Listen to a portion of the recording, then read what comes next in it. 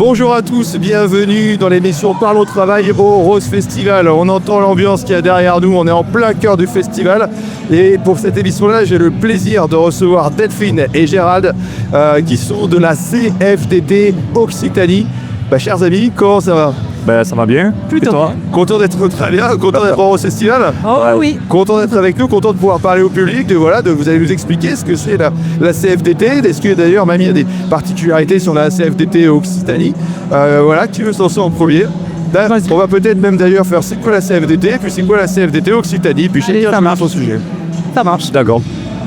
Je te laisse commencer, Delphine. Alors la CFDT, c'est une organisation syndicale de salariés. On vient ici à la rencontre des salariés sur le festival, mais on fait ça toute l'année au quotidien, que ce soit dans les entreprises d'administration ou alors en interprofessionnel, voilà.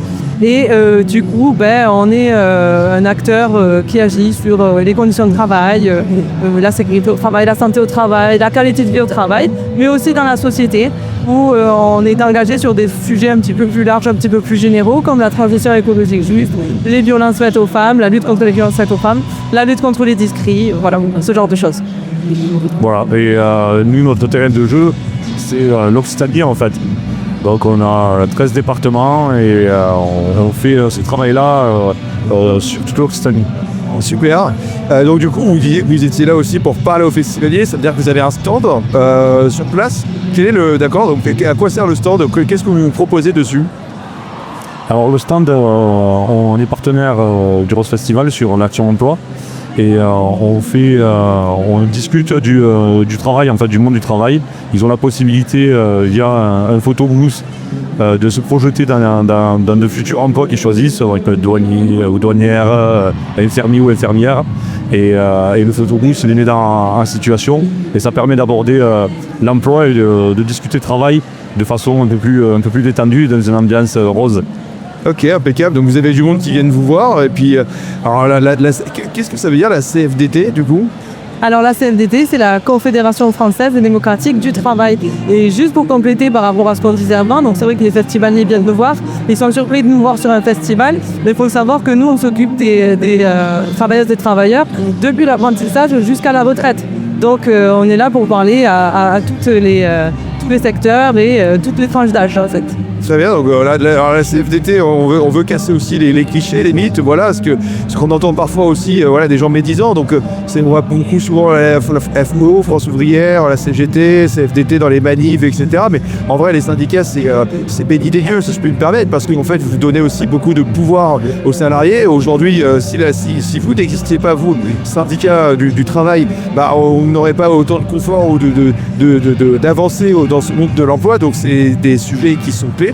Est-ce que vous pouvez peut-être nous donner quelques exemples pour les gens qui nous regardent et qui n'ont pas ce recul, se dire quelles ont été les avancées majeures grâce aux syndicats de manière générale, quels sont vos combats prioritaires, quels sont peut-être aussi les combats qui sont méconnus mais qui gagnent à être connus, voilà. Donc on parle souvent d'égalité hommes-femmes, revalorisation des salaires, peut-être des congés payés, là d'ailleurs ça a fait un peu débat je crois récemment avec non mais c'est des choses qui touchent tous les salariés, donc voilà, dites-nous peut-être des grosses avancées majeures grâce aux syndicats et quels sont vos combats quotidiens et ce qu'il ne faut surtout pas oublier.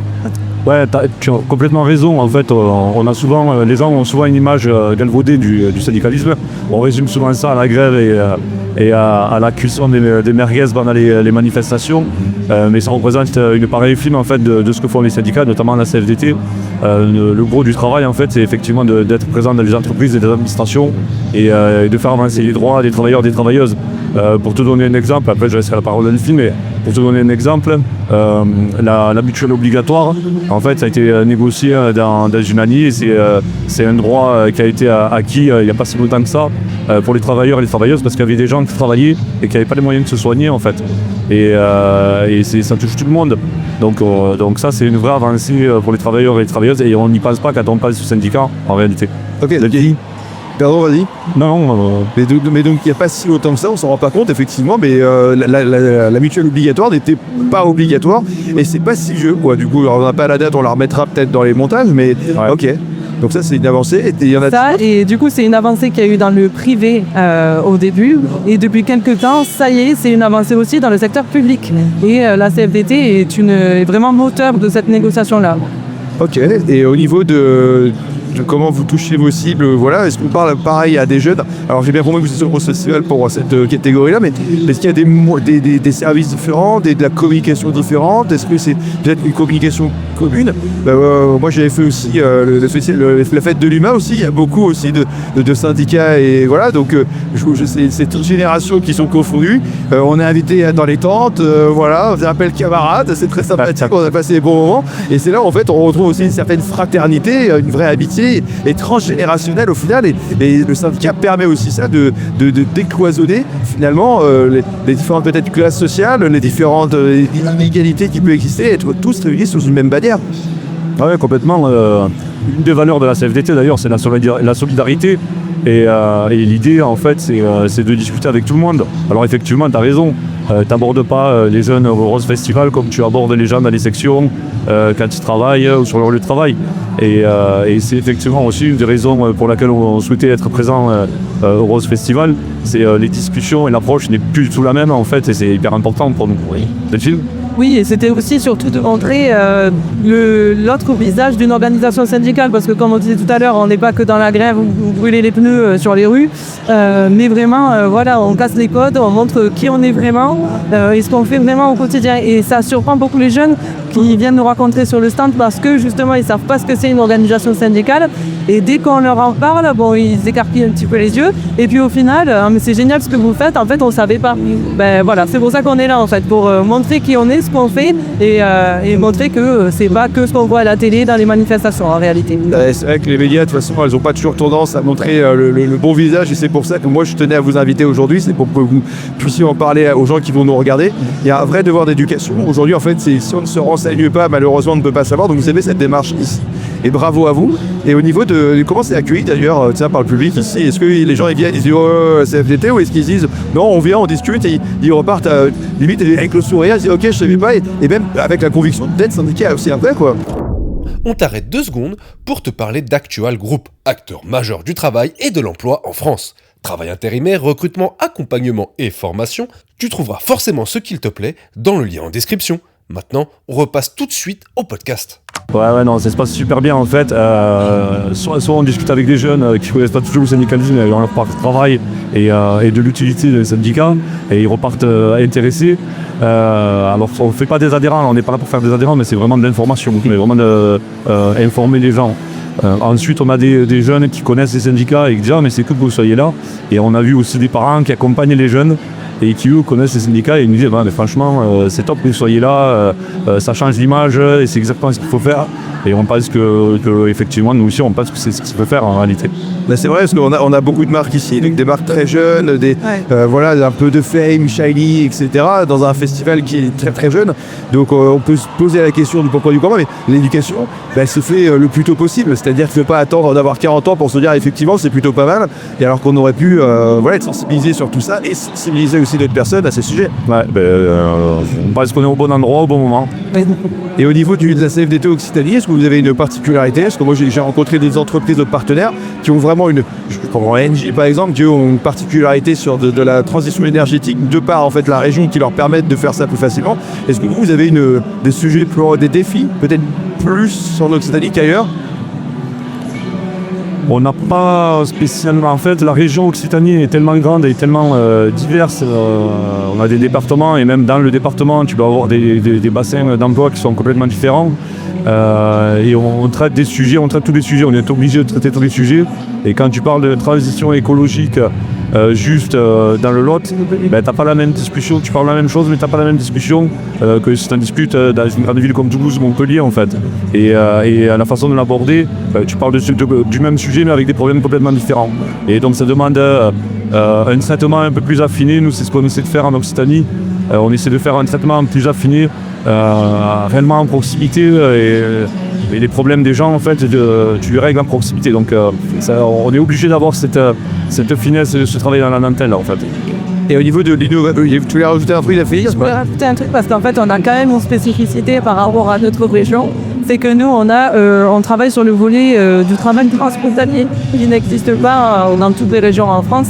Et donc on travaille avec 4 autres organisations syndicales françaises et 3 catalanes sur le travail transfrontalier pour aider ces travailleurs qui ont un volet un petit peu spécifique tant sur la fiscalité que sur l'emploi. Voilà. Donc on a cette grande spécificité-là. Non, ok, vous allez bien, ok, très bien.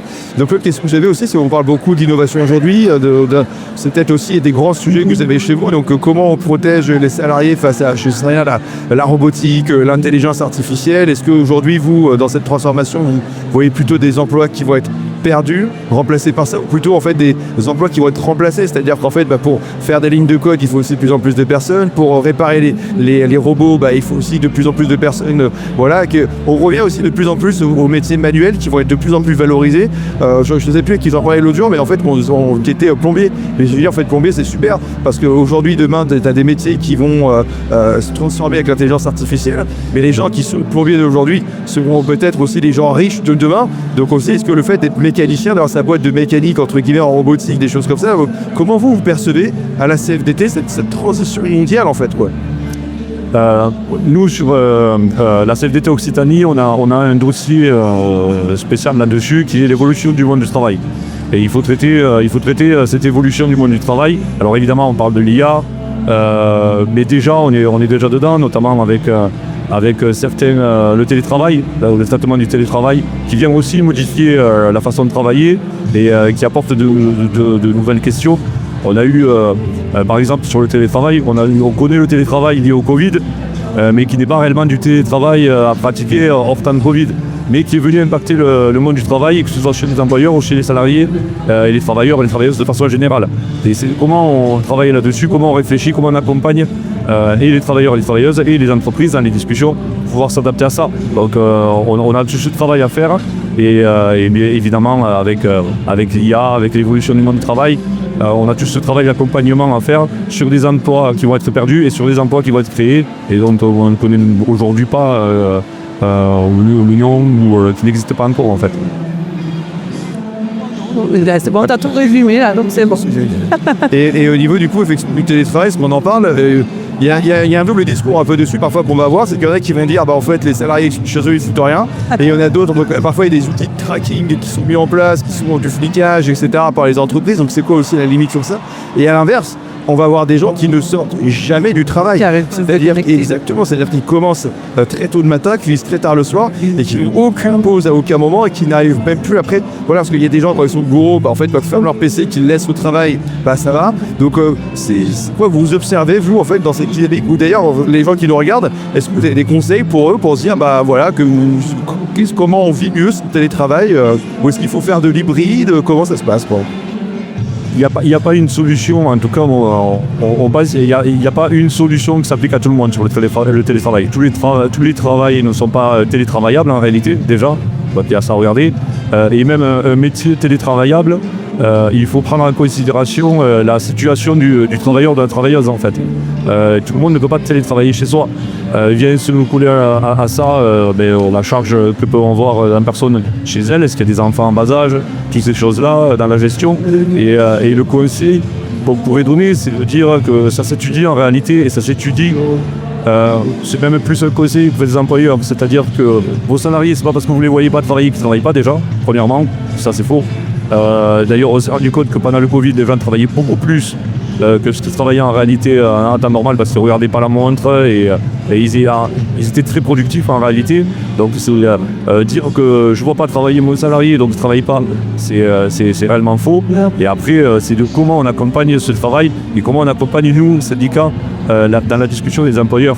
C'est-à-dire que là aussi c'est un travail de dentelle en réalité. Il n'y a pas une règle qui va s'appliquer à tout le monde puisque le monde du travail est tellement divers et les situations des uns et des autres sont tellement diverses qu'on ne peut pas le traiter de façon aussi simpliste en fait.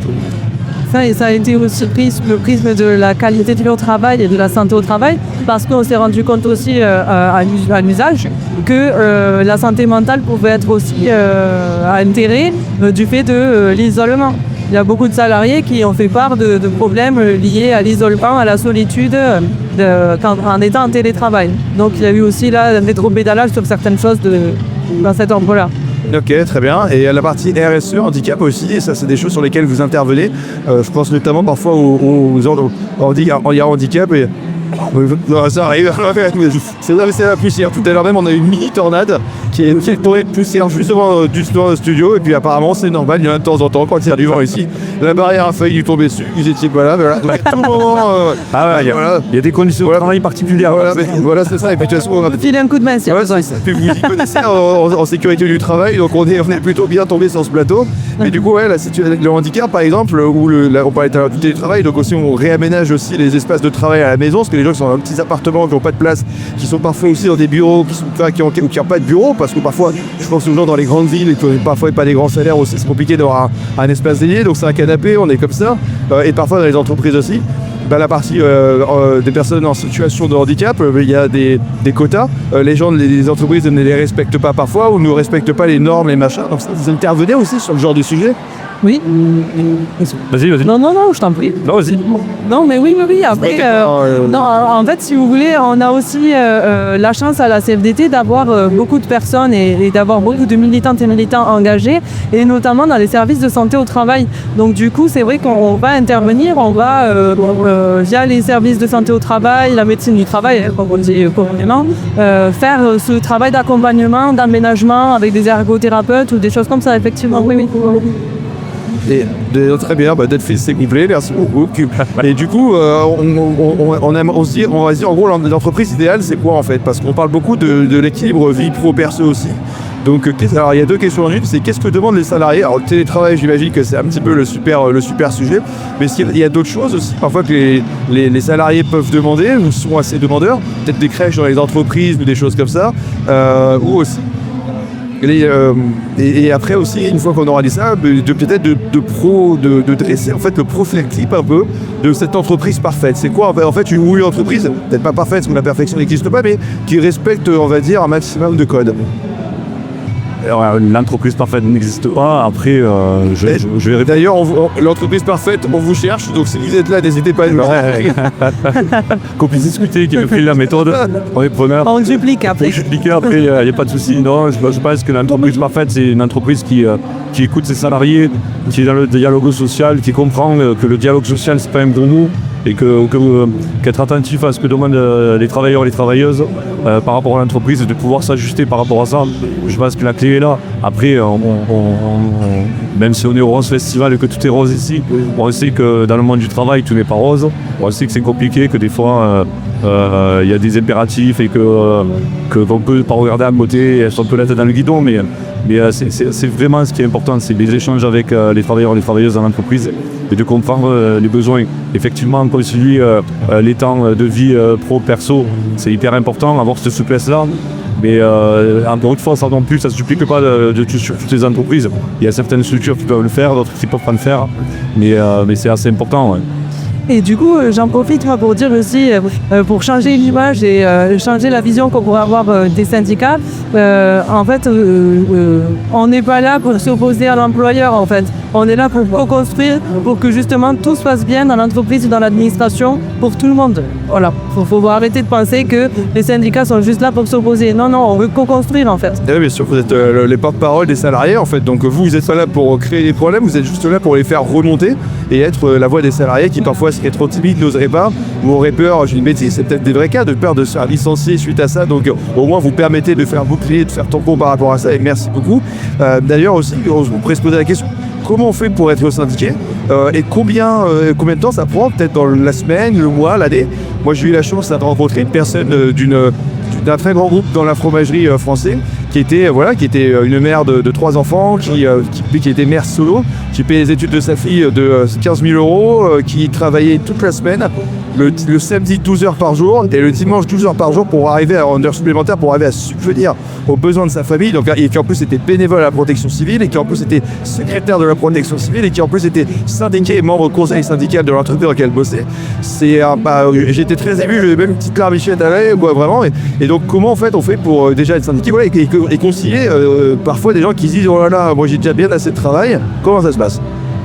Alors, comment on fait pour être syndiqué? Il faut adhérer dans le syndicat de la branche dans laquelle tu travailles. Donc, si tu es dans la santé, tu vas adhérer à CFDT Santé locale. Si tu es dans les services, tu vas adhérer à CFDT Service local. Et donc, ça, c'est le principe de l'adhésion. Ensuite, ce dont tu parles, c'est de l'engagement, c'est du militantisme, en fait. Et quel temps ça prend? Ça prend le temps que tu veux y mettre quand tu milites. Nous, on a des gens pour qui ça prend un peu de temps, c'est-à-dire quelques heures par mois, voilà. Mais c'est à la hauteur de l'engagement qu'ils souhaitent y mettre. Et on a des gens, ils font ça, ils s'engagent un peu plus, ça prend un peu de temps sur le temps perso. Mais comme un militant écolo, c'est du militantisme en fait. Et c'est ce que tu viens de soulever, c'est souvent des gens qui ont vu déjà des personnes galérer pour arriver à joindre les deux bouts. Et ils se disent ouais mais c'est pas normal en fait. Et comment on fait pour faire avancer ces sujets-là et pour faire avancer les conditions de travail. Et donc c'est vraiment un engagement militant en réalité. Donc le militantisme c'est le temps que tu veux y mettre. Et c'est marrant, et du coup on dit souvent que c'est les gens les plus malheureux ou miséreux qui sont les plus généreux. Et du coup, est-ce qu'à l'inverse, est-ce qu'on peut, pour casser un peu le mythe, est-ce qu'on aurait aussi parfois des patrons qui seraient syndiqués? Est-ce que ça existe aussi? Okay. Ouais, bien sûr. Ok. Ouais, il y a des gens qui sont proches des patrons, qui vont pas forcément syndiquer, mais qui sont proches des syndicats, parce qu'ils ont compris l'intérêt du dialogue social souvent. Ils disent ok, c'est pas un gros mot. Discuter avec les syndicats, moi ça m'aide dans ma réflexion, dans mon travail, dans ma réflexion à l'entreprise, c'est une vraie source de travail en fait. Et quand ils comprennent ça, ils le font. Et après, oui, évidemment, tu as des patrons qui, sans s'afficher dans les médias, font des belles choses, ouais, heureusement. Et on n'est pas dans un... En fait, il n'y a pas les gentils et les méchants. Il y a des gentils et des méchants à peu près partout. Et voilà, il y a des causes à défendre, des sujets à défendre. Et nous, on est là pour défendre les travailleurs et les travailleuses. Et juste pour adhérer, on peut aussi adhérer en ligne en fait, voilà, sur le site CFDT Occitanie ou cfdt.fr, on peut faire une adhésion en ligne. Ok, très bien. Et donc en fait, on a des patrons aussi donc, qui sont engagés, voire peut-être même militants pour certains aussi, parce que les bons patrons, ça existe, hein, on ne peut pas toujours dire le patron donc les bons patrons, ça existe aussi, j'en connais beaucoup. Et en fait, il y a d'autres syndicats aussi, il y a la Force ouvrière, CGT, pourquoi plus c'est le CFDT qu'un autre, ou est-ce qu'en fait il n'y a pas de... chacun fait ce qu'il veut, c'est-à-dire que c'est plus dans certains secteurs ou dans certaines régions? En fait, si tu veux, tu as des façons de fonctionner qui sont différentes. Pour la CFDT que notre, parce que notre spécificité, c'est pour favoriser le dialogue, on cherche d'abord le consensus. Dans les discussions, dans les échanges, et on commence toujours par la discussion et on pousse le dialogue, et on l'a vu encore au niveau national sur le budget ou sur les retraites, on pousse le dialogue jusqu'au bout. Et quand on arrive plus à discuter, c'est pas parce qu'on favorise le dialogue qu'on ne sait pas faire du contentieux ou du combat après. Mais on commence par le dialogue. Et dans le dialogue, on favorise même plus le consensus. Parce que quand tu travailles sur le consensus, tout le monde est gagnant en réalité. C'est ce qu'on recherche d'abord. Donc ça, c'est la spécificité de la CFDT, et c'est pour ça que les gens viennent de la CFDT. C'est peut-être pour ça aussi qu'on est le premier syndicat de France. D'accord, premier syndicat de France, très bien. Et du coup, c'est un travail de médiateur en fait. Vous êtes entre les patrons et voilà, vous êtes médiateur. Tout à l'heure à l'espace médiation du Rose Festival, donc c'est ce que vous proposez aussi. Comment est-ce que vous voyez, vous, le monde du syndicat dans les 10 prochaines années? Est-ce que vous avez des études qui sont faites? Est-ce que vous avez des sujets qui, vous savez, qui seront soulevés? On a parlé tout à l'heure de l'intelligence artificielle qui viendra bouleverser tout ça. Il y a la mondialisation aussi qui existe. Il y a peut-être aussi le retour à la nationalisation. On l'a vu avec, alors on aime ou on n'aime pas, mais on l'a vu avec Donald Trump par exemple aux États-Unis, où lui maintenant il veut tout réinternaliser. Voilà, c'est quoi pour vous penser les combats à mener, en tout cas, ou que les présidentielles en tout cas vont amener à être prochainement? C'est quoi pour vous les combats qui semblent importants sur des hommes politiques ou des femmes politiques qui nous regardent? Qu'est-ce qu'on aimerait leur dire sur les prochains combats à mener? Et aussi aux militants d'ailleurs, les militantes.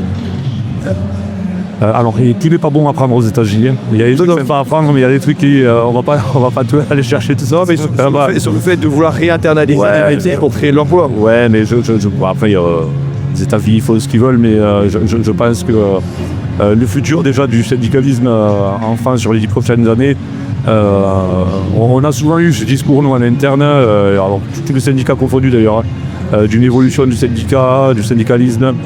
Parfois on est les premiers à s'auto-flageller, mais ça fait des années qu'en fait que le syndicalisme existe. La CFDT, ça fait très longtemps qu'on existe. On a plus d'adhérents à la CFDT que tous les partis politiques confondus. Il y a des partis politiques qui ont existé, qui ont gouverné, qui ont disparu. Et les syndicats, nous comme les autres, on est toujours là en fait. Et je pense qu'à un moment, il faut prendre en considération aussi que les syndicats sont en capacité de parler d'économie, de ces choses-là. Ce sont des sujets qu'on connaît, qu'on maîtrise. Le monde du travail, c'est pas, quand on parle d'économie, c'est pas que les organisations patronales. Toute entreprise a des salariés et les syndicats et la CGT, on est en capacité de parler aussi d'économie. Donc nous on n'est pas inquiets, ça va évoluer, on n'est pas inquiets, on sait s'adapter depuis le temps qu'on s'adapte, on sait s'adapter, on continuera à savoir s'adapter. Alors, merci beaucoup. Juste pour résumer, en fait, aussi, vous avez dit tout à l'heure, vous touchez tous les salariés. Donc, quand on parle d'alternants ou de contrats de professionnalisation, peut-être des jeunes qui nous regardent, qui peuvent commencer à travailler à 16 ans, parfois plus jeunes, en fonction, je crois, des métiers, ils peuvent adhérer à un syndicat à ce stade-là aussi, en étant mineurs. Il faut-il aussi l'adhésion des parents, d'ailleurs, dessus? Alors oui, effectivement, on fait adhérer les alternants, les apprentis, parce qu'ils ont un contrat de travail, donc du moment où ils ont un contrat de travail, ils peuvent être adhérents ou adhérentes dans une organisation syndicale.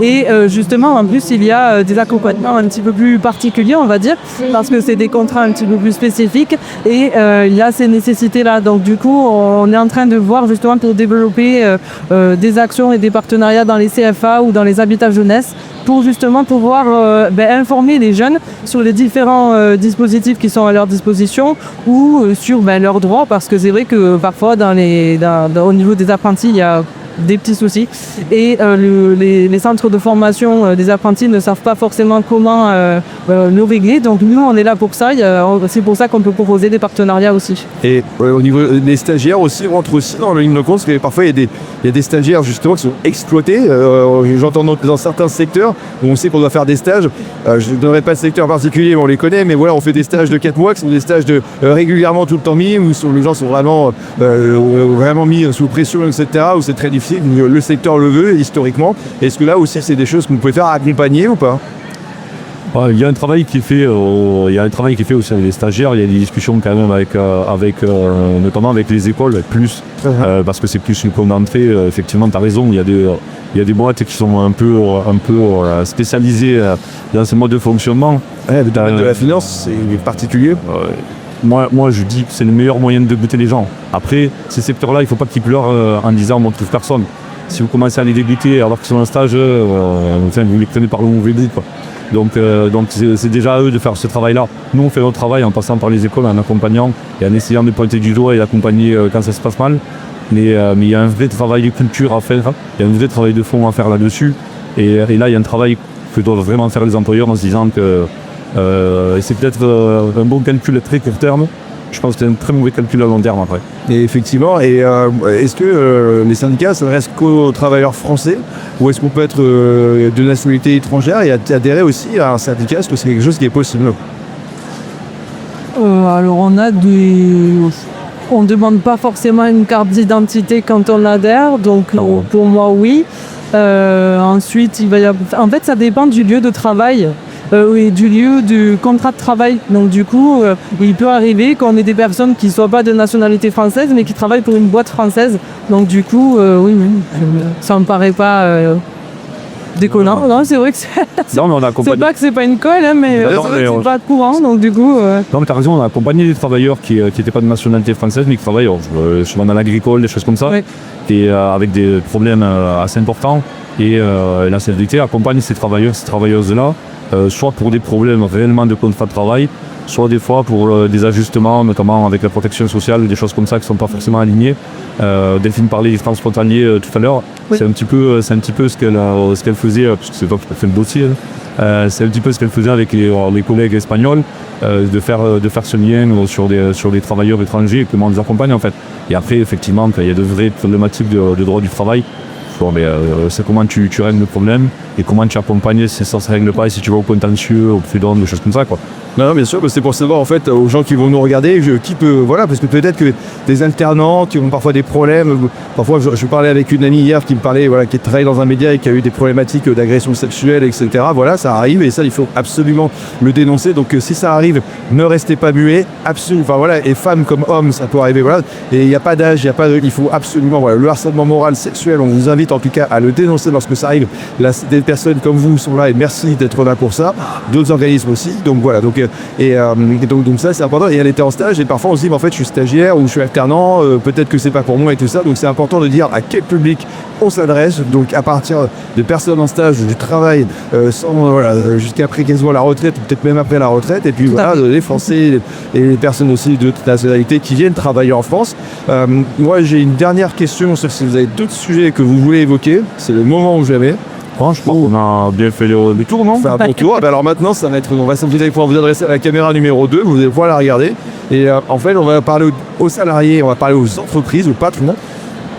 Chacun choisit ce qu'il veut dire, voilà, qui prend quoi. Mais en gros, voilà, si tu es un salarié, voilà les conseils qu'on te donne, voilà les bons réflexes à adopter, voilà comment adhérer chez nous, etc. Et puis une autre personne qui va dire, voilà, vous entreprise, vu patron qui va regarder, en fait les salariés, voilà comment il faut les traiter, voilà comment on fait. Un salarié heureux, c'est aussi un salarié qui travaille bien, qui voudra se donner, qui va participer à la performance et la surperformance de l'entreprise. Donc parfois, effectivement, il vaut mieux donner une petite carotte un peu, voilà, qui n'est pas grand-chose pour une entreprise, mais qui est beaucoup pour un salarié qui va permettre justement de se donner à 100%, plutôt que de vouloir un peu jouer, d'être un petit peu difficile. Qu'est-ce que vous avez comme conseil à donner? Je laisse les salariés, pas les employeurs. Allez, zoom, caméra numéro 2. Caméra numéro 1, pardon. Merci Julien. Je te laisse commencer. Oui. En fait, oui. Ce qu'on veut dire aux travailleuses et aux travailleurs, qu'ils soient du public ou du privé, c'est que une organisation syndicale, c'est pas un gros mot ou c'est pas quelque chose qui doit faire peur. On est là pour venir en aide, pour aider, pour accompagner, pour écouter aussi, parce que ça passe aussi par là, donc pour écouter.